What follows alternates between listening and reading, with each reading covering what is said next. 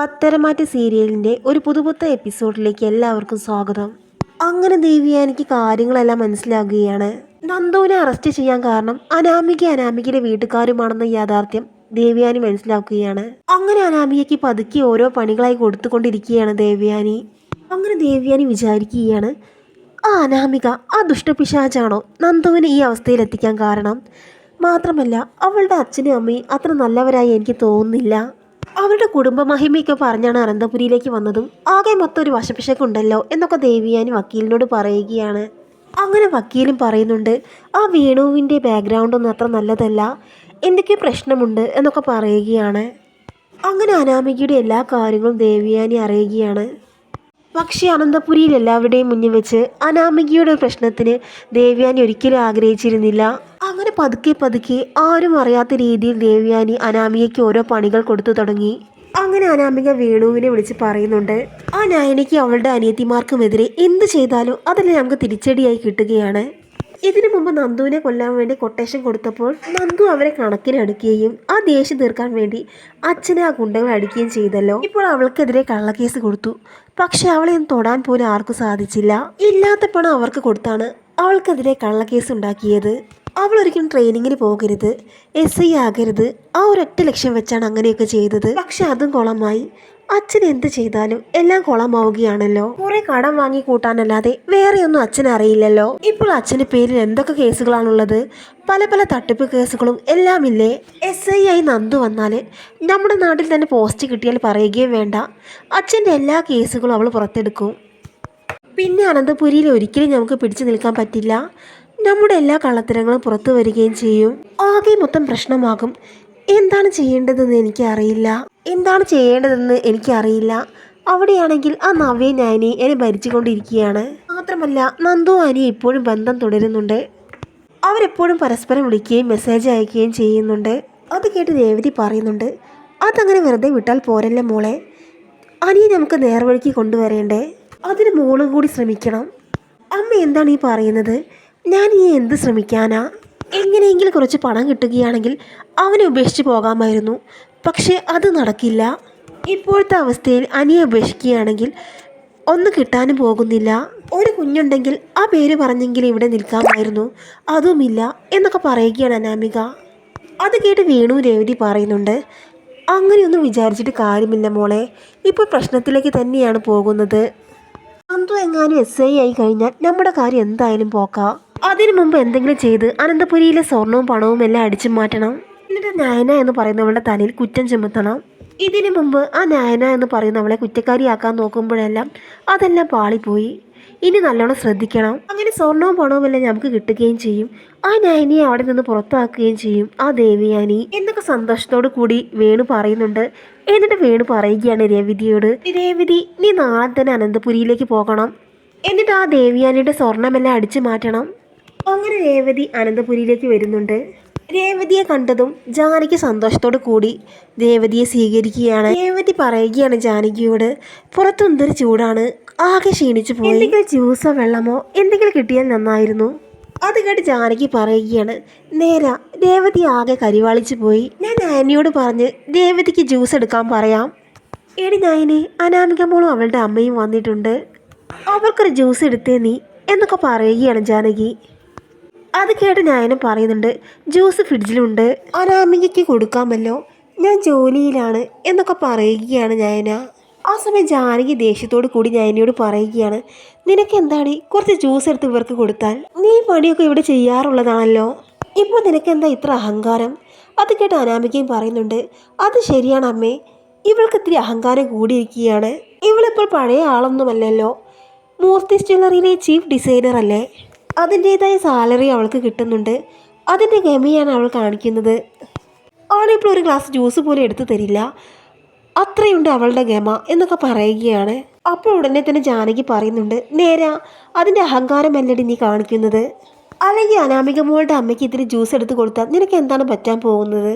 അത് കേട്ട് ഞാൻ പറയുന്നുണ്ട്, അതുകൊണ്ടൊന്നുമല്ല ഞാൻ പറയുന്നത്, ഇനി നിങ്ങൾക്ക് അത്രയും നിർബന്ധമാണെങ്കിൽ ഞാൻ തന്നെ ജ്യൂസ് എടുത്ത് കൊടുക്കാം. അങ്ങനെ ഞാൻ രേവതിക്ക് ജ്യൂസ് കൊണ്ടുപോയി കൊടുക്കുന്നുണ്ട്. രേവതിയാണെങ്കിൽ ആ ജ്യൂസ് കുടിച്ച ഉടനെ തന്നെ തുപ്പുന്നുണ്ട്. എന്നിട്ട് പറയുകയാണ്, എന്താണ് നീ കൊണ്ടുവന്നിരിക്കുന്നത്? ഇതിനൊരു ടേസ്റ്റുമില്ല. ഇതിന് വല്ലാത്തൊരു പുളിയാണല്ലോ. നീ ഇതിൽ മധുരമൊന്നും ചേർത്തില്ലേ? അതോ എന്നെ കൊല്ല ഇതിലെന്തെങ്കിലും പൊടി എന്തെങ്കിലും ചേർത്തോ? വിഷം വല്ലതും ചേർത്തോ എന്നാണ് ഞാൻ ചോദിക്കുന്നത് എന്നൊക്കെ രേവതി പറയുമ്പോൾ ഞാൻ എന്നെ പറയുന്നുണ്ട്, ഞാൻ ഇതിലൊന്നും ചേർത്തിട്ടില്ല. അത്രയ്ക്ക് സംശയമുള്ളവരാണെങ്കിൽ സ്വയം അങ്ങ് ഉണ്ടാക്കി കുടിച്ചൂടെ? അത് കേട്ട് രേവതി പറയുകയാണ്, എൻ്റെ ഇഷ്ടം പോലെ ഞാൻ ചെയ്യും, നീ എന്നെ പഠിപ്പിക്കാൻ നിൽക്കേണ്ട. അങ്ങനെ രേവതി ആ ജ്യൂസ് എടുത്ത് നിലത്തെറിയുന്നുണ്ട്. ആ കാഴ്ച കണ്ടുകൊണ്ടാണ് ദേവയാനി അങ്ങോട്ട് വരുന്നത്. അങ്ങനെ ദേവയാനി രേവതിയോട് പറയുന്നുണ്ട്, നിങ്ങൾ എന്താണ് ഈ ചെയ്തത്? ജ്യൂസ് എന്തിനാണ് തട്ടിമറിച്ചിട്ടത്? അത് കേട്ട് ഞാൻ പറയുന്നുണ്ട്, അമ്മേ ഞാനാണ് ജ്യൂസ് എടുത്ത് കൊടുത്തത്, ഞാൻ എന്തെങ്കിലും വിഷം കലർത്തിയിട്ടുണ്ടാകും, ജ്യൂസ് കൊള്ളില്ല എന്നൊക്കെ പറഞ്ഞ് അനാമികയുടെ അമ്മ ആ ജ്യൂസ് നിലത്ത് വലിച്ചെറിഞ്ഞു. രേവതി ഒരു വീട്ടിൽ കയറി വന്നിട്ട് ഇങ്ങനെയൊക്കെയാണോ ചെയ്യേണ്ടത്? രേവതി തട്ടിമറിച്ചിട്ട ജ്യൂസ് എൻ്റെ മരുമകൾക്ക് വൃത്തിയാക്കാൻ പറ്റില്ല. ഇതെല്ലാം അനാമിക തൂത്ത് വൃത്തിയാക്കി വെക്കണം, അല്ലാതെ ഞാൻ എന്നെ കൊണ്ട് അതും കൂടി ചെയ്യാമെന്ന് വിചാരിക്കേണ്ട എന്നൊക്കെ പറയുകയാണ് ദേവയാനി. എന്നാൽ അതൊരടിയായി തീരുകയാണ് രേവതിക്ക് അനാമികയ്ക്കും. അങ്ങനെ അനാമിക രേവതിക്ക് അകത്തേക്ക് പോവുകയാണ്. എങ്ങനെയെങ്കിലും ദേവയാനിയുടെ സ്വർണ്ണമെല്ലാം അടിച്ചു മാറ്റണം, അതിനെന്തെങ്കിലും ഒരു പ്ലാൻ ഉണ്ടാക്കണം എന്ന ചിന്തയിലാണ് അനാമിക രേവതിയും. അങ്ങനെ രേവതി അനാമികയോട് പറയുന്നുണ്ട്, ആ ദേവയാനിയുടെ ഒരു അഹങ്കാരം കണ്ടില്ലേ? മരുമകളെ പറഞ്ഞത് അവർക്ക് ഒട്ടും സഹിച്ചില്ല. അടുത്ത ദിവസം തന്നെ നീ കണ്ടോണം മരുമകളും അമ്മായിമ്മയും തമ്മിൽ അടിയുണ്ടാക്കുന്നത്. അതിനുള്ള എല്ലാ വഴിയും ഈ അമ്മ കണ്ടെത്തിയിട്ടുണ്ട്. അത് കേട്ട് അനാമിക പറയുന്നുണ്ട്, ഇനി ഒരിക്കലും അവനെ പിരിക്കാൻ കഴിയുമെന്ന് എനിക്ക് തോന്നുന്നില്ല. നേരത്തെയാണെങ്കിൽ അതൊക്കെ സാധിച്ചേനെ.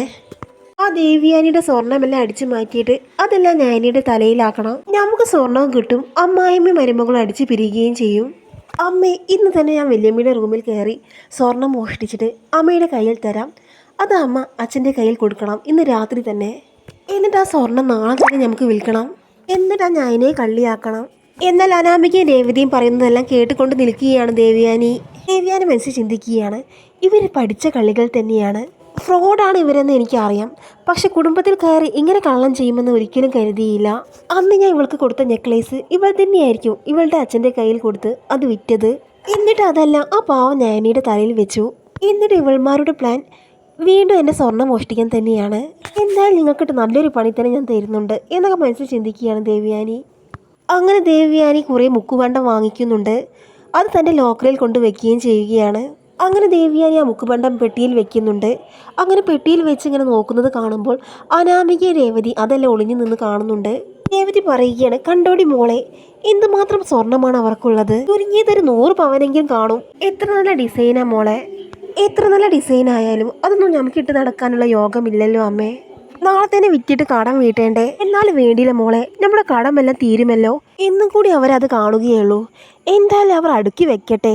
ആ സ്വർണ്ണം എവിടെയാണ് അവർ ഒളിപ്പിച്ച് വെക്കുന്നതെന്ന് കണ്ടുപിടിക്കണം. അങ്ങനെ അനാമിക ചെന്ന് ദേവിയാനോട് ചോദിക്കുന്നുണ്ട്, എന്താ വല്യമ്മേ സ്വർണ്ണമെല്ലാം അടുക്കി വെക്കുന്നത്?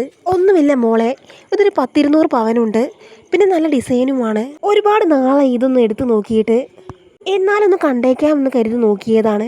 അങ്ങനെ ദേവയാനി ആ സ്വർണ്ണ ലോക്കറിൽ വെക്കുകയാണ്. എന്നിട്ട് അനാമിക കാണുന്ന രീതിയിൽ താക്കോല് അവിടെ തന്നെ വെക്കുന്നുണ്ട്. അങ്ങനെ അനാമികയും രേവതിയും ചേർന്ന് ദേവയാനി ഉറങ്ങിയ സമയം നോക്കി ആ സ്വർണ്ണമെല്ലാം അടിച്ചു മാറ്റുകയാണ്. അങ്ങനെ രേവതി വേണുവിനെ ഫോൺ വിളിക്കുന്നുണ്ട്. സ്വർണ്ണമെല്ലാം കിട്ടിയിട്ടുണ്ട്, രാത്രി തന്നെ ഇങ്ങോട്ട് വരണം, ഇന്ന് തന്നെ സ്വർണ്ണം വേണുവേട്ട ഇവിടെ നിന്ന് കൊണ്ടുപോകണം, എന്നാൽ മാത്രമേ ആ കുറ്റം നയനിയുടെ തലയിൽ വയ്ക്കാൻ പറ്റുകയുള്ളൂ. അങ്ങനെ വേണു രാത്രിയിൽ തന്നെ അനന്തപുരിയിൽ എത്തുന്നുണ്ട്. അങ്ങനെ ആ സ്വർണ്ണം കൊണ്ട് അവിടെ നിന്ന് കടന്നു കളയുകയാണ് വേണു. അങ്ങനെ അനാമിക വേണുവിനോട് പറയുന്നുണ്ട്, അച്ഛ നാളെ തന്നെ ഈ സ്വർണ്ണമെല്ലാം വിൽക്കണം, അച്ഛന് പരിചയമുള്ള ഏതെങ്കിലും ജ്വല്ലറിയിൽ വിറ്റാൽ മതി, മൂർത്തിസ് ജ്വല്ലറിയുമായി ബന്ധമുള്ള ഒരു ജ്വല്ലറിയിൽ വിൽക്കണ്ട. അന്ന് സംഭവിച്ച കാര്യങ്ങളെല്ലാം അച്ഛന് ഓർമ്മയില്ലേ? അത് കേട്ട് വേണു പറയുകയാണ്, ആ കാര്യം ഞാൻ ഏറ്റു മോളെ, എന്തായാലും സ്വർണ്ണമെല്ലാം കയ്യിലായല്ലോ. അങ്ങനെ സ്വർണ്ണമെല്ലാമായിട്ട് പോവുകയാണ് വേണു. അങ്ങനെ പിറ്റേന്ന് രാവിലെ തന്നെ വേണു ആ സ്വർണ്ണം ഒരു ജ്വല്ലറിയിൽ പോയിട്ട് വിൽക്കാൻ ശ്രമിക്കുകയാണ്. അപ്പോൾ തന്നെ വേണുവിനെ അവർ പിടിക്കുന്നുണ്ട്. അത് മുഴുവൻ മുക്കുപണ്ടമാണ്. അങ്ങനെ ജ്വല്ലറിയിലുള്ളവർ പോലീസിനെ വിളിക്കുന്നുണ്ട്. ഒരാൾ വന്ന് മുക്കുപണ്ടം വിൽക്കാൻ ശ്രമിച്ചു എന്ന കാര്യം ജ്വല്ലറിയിലുള്ളവർ പോലീസിനെ അറിയിക്കുകയാണ്. അങ്ങനെ പോലീസ് വന്ന് വേണുവിനെ അറസ്റ്റ് ചെയ്യുകയാണ്. അങ്ങനെ പോലീസുകാർ ചോദിക്കുന്നുണ്ട്, ഈ സ്വർണ്ണമെല്ലാം നിനക്ക് എവിടെ നിന്നാണ് കിട്ടിയത്? ഇത് സ്വർണം തന്നെയാണ് സാറേ, മുക്കുപണ്ടമൊന്നുമല്ല എന്നൊക്കെ പറഞ്ഞ് വേണു തർക്കിക്കുകയാണ്. ആ സമയം പോലീസുകാരൻ പറയുന്നുണ്ട്, അതെങ്ങനെയാണോ സ്വർണ്ണമാകുന്നത്? ജ്വല്ലറി പരിശോധിച്ചതാണ്, ഇത് മുഴുവൻ മുക്കുപണ്ടമാണ്, എനിക്ക് എവിടെ നിന്നാണ് ഈ മുക്കുപണ്ടം കിട്ടിയത് എന്നൊക്കെ ചോദിക്കുകയാണ് പോലീസുകാരൻ. സാർ, ഇതൊരിക്കലും മുക്കാവില്ല, ഇത് മുഴുവൻ അനന്തമൂർത്തി ജ്വല്ലറിയിലെ സ്വർണ്ണമാണ്. അപ്പോൾ താൻ മൂർത്തി ജ്വല്ലറി കയറി മോഷ്ടിച്ചു എന്നാണോ പറയുന്നത്? ഞാൻ മോഷ്ടിച്ചതൊന്നുമല്ല സാറേ. എൻ്റെ മോളെ വിവാഹം കഴിച്ചത് അനന്തപുരിയിലേക്കാണ്. അവൾക്ക് സമ്മാനമായി കിട്ടിയ സ്വർണ്ണമാണിത്. ഇതൊരിക്കലും മുക്കുപണ്ടമാവില്ല. അതുകൊണ്ട് ഇതൊരിക്കലും മുക്കുപണ്ടമാവില്ല. എങ്കിലും മൂർത്തി സാറിനെയും അവരുടെ മക്കളെയും ഇങ്ങോട്ട് വിളിച്ചു വരുത്താം എന്നൊക്കെ പോലീസുകാരൻ പറയുന്നുണ്ട്. അതൊന്നും വേണ്ട സാറേ, ഇത് സ്വർണ്ണമാണ്. അതൊക്കെ നമുക്ക് തെളിയിക്കാം. ആദ്യം അവരിങ്ങോട്ട് വരട്ടെ എന്നൊക്കെ പോലീസുകാരൻ പറയുന്നുണ്ട്.